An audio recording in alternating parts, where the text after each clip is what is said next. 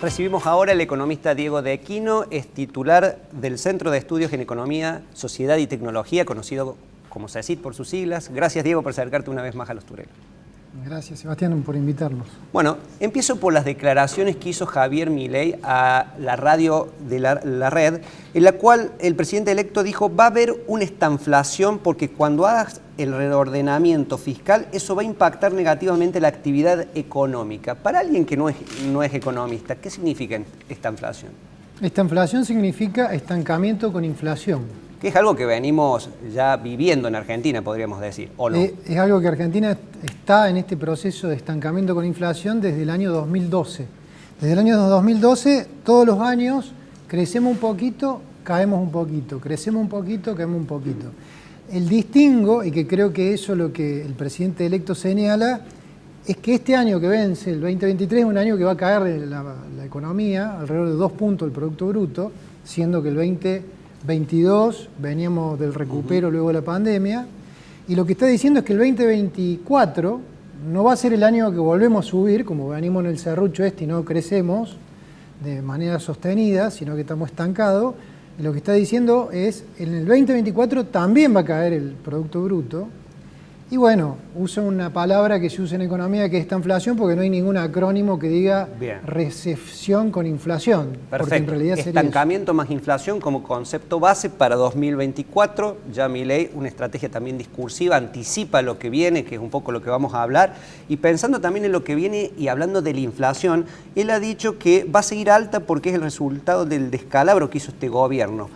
De hecho, piensa mecanismos para reducir la emisión monetaria y en un plazo de 18 o 24 meses, es decir, 2 años, poder controlar la inflación. Pero no me quiero ir tan lejos porque Argentina es muy cambiante. ¿Hay alguna proyección estimada de inflación para diciembre? Bueno, para diciembre, digamos, todavía no empezó el mes. Yo en lo personal creo que va a ser un mes áspero en materia de inflación. Muy probablemente se parezca más a los peores meses de este año. Sí, algunos llegan a hablar, a arrojar cifras que suenan temerosas para los bolsillos argentinos. Hablan superando los 10 puntos de inflación, inclusive llegando hasta 20 como máximo. ¿O crees que es posible algo de eso? Porque dice que habría un efecto que cae, por ejemplo, todos estos programas de congelamiento se vencen de precios. Bueno, estacionalmente fin de año, hay fiestas, la preparación de las vacaciones. Yo creo que eso va a haber que mirarlo a lo largo del mes. El presidente electo asume el 10 de diciembre. Hay que ver cómo se manifiestan estos que son dichos o comunicados informales en materia económica, porque van a tener que anunciar su paquete y su programa económico. Va a haber autoridades nuevas en el Banco Central. Así es.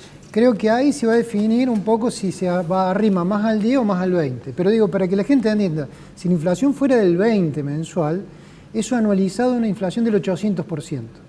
Por eso yo también quiero ser prudente y no creo que estemos en el 20 en diciembre, pero probablemente se vuelvan a repetir inflación de 12... Superemos los 10 puntos. Exactamente, 12, 13 puntos, sí. Porque evidentemente hay un desacople y una distorsión en los precios relativos que se van a empezar a corregir y está todo el mundo en las gateras tratando de esperar su momento para corregir los precios. Sí, hablando de ese reajuste, ese recalculando, ese GPS económico, también se habla de lo que decís vos del sinceramiento de precios. Uno de ellos, hemos hablado con vos, es sin duda el dólar, que tiene particular atención en Argentina. ¿Y qué tan probable crees que sea que haya una devaluación como consecuencia de que Milei en los primeros días ponga en marcha lo que es la unificación cambiaria? Que diga, bueno, vamos a dejar este esquema de cepos y el dólar oficial no vale lo que vale actualmente. ¿Puede pasar algo así, crees, Diego? Mira, la verdad que no sé en qué están pensando exactamente, pero sí me parece a mí que van a intentar alinear 2 tipos de cambio. Por eso ellos dicen, por un lado, que no hay que pensar que el cepo va a desaparecer de un día para otro. Okay. Y cuando decimos 2 tipos de cambio, ¿cómo sería para nosotros, los ciudadanos comunes, digamos?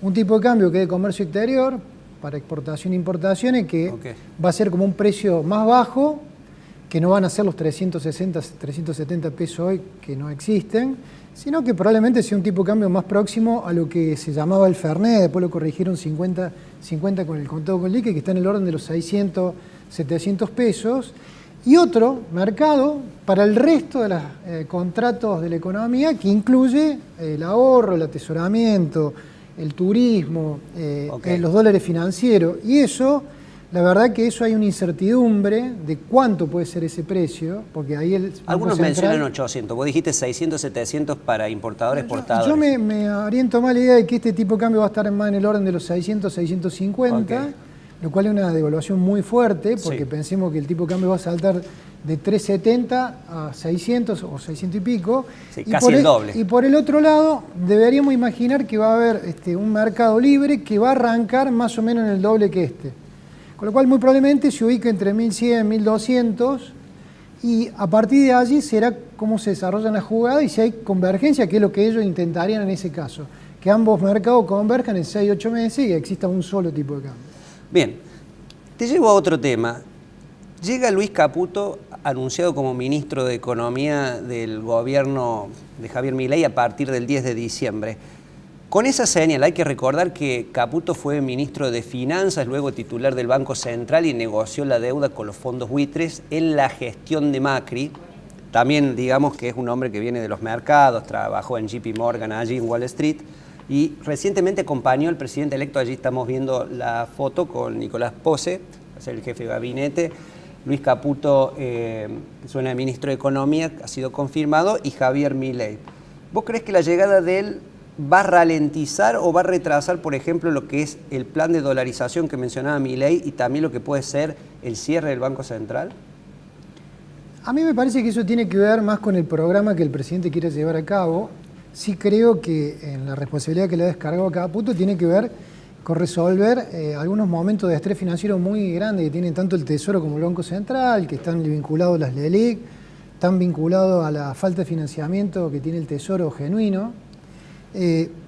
Resuelto eso, y de alguna manera, porque lo ha dicho el presidente electo, cerrado el grifo de la emisión permanente de la maquinita, yo creo que, una visión personal, yo creo que el presidente va a insistir con la dolarización y veremos cómo sería el cierre del Banco Central, porque Argentina no se puede quedar sin un regulador de bancos. El Banco Central tiene dos funciones, una es regular bancos y otra es regular la oferta de dinero.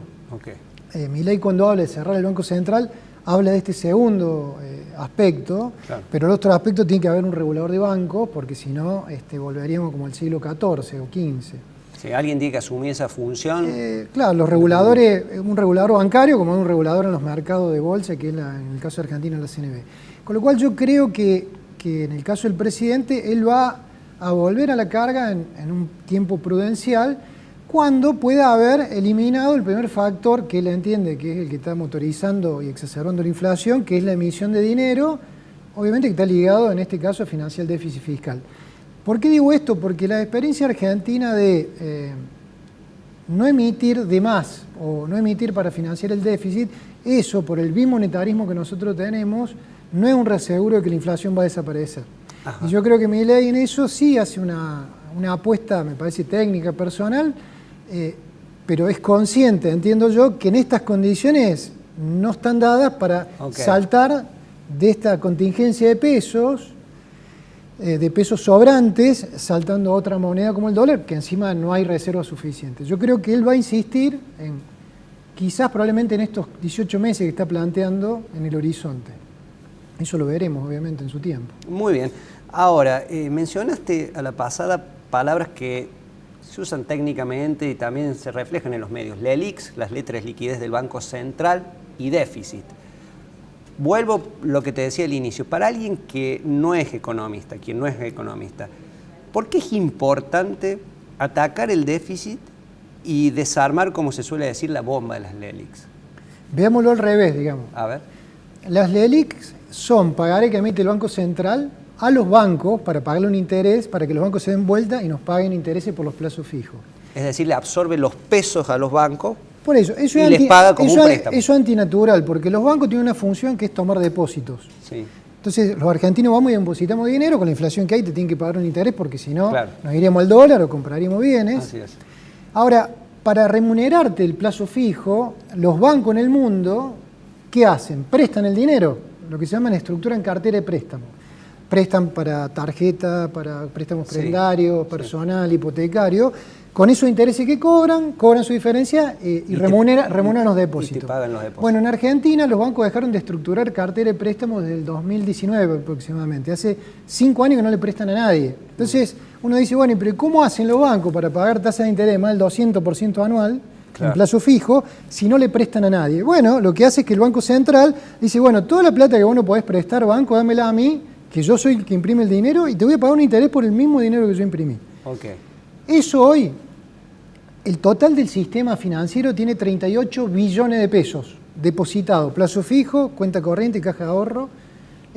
De eso hay 14 billones que están prestados, es decir, 14, 38. ¿Por qué están prestados? Porque vienen de antes, más lo que hay en tarjeta de crédito, que no es mucho. Hay 24 billones que no están prestados. Y voy a decir, ¿y cómo hacen los bancos con esos 24 billones? Bueno, se los prestan al central y es una bola de nieve, porque para prestárselo... Esos 24 billones son las LELIC y otras letras, me imagino. Son las LELIC, pase a un día, otras... Claro. Hay distintos tipos de instrumentos. ¿Y cómo se puede desarmar eso? Porque es una gran pregunta. Desarmar es un desafío que va a tener el gobierno.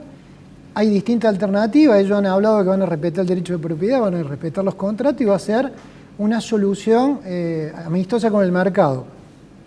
Dicho esto, yo quiero creer que el desarme no va a ser de un masazo, más allá de que se está hablando de esa manera. Yo creo que ellos van a apelar a 2 o 3 herramientas, pero fundamentalmente es que parte de esos 24 billones se presten, ¿para qué? Para producir y para consumir, para que la rueda de la economía gire, porque todo eso es dinero que nosotros ahorramos, claro, lo metemos en el banco, es como meterlo en un colchón y nos olvidamos. Okay. Y la rueda de la economía se para. Bien.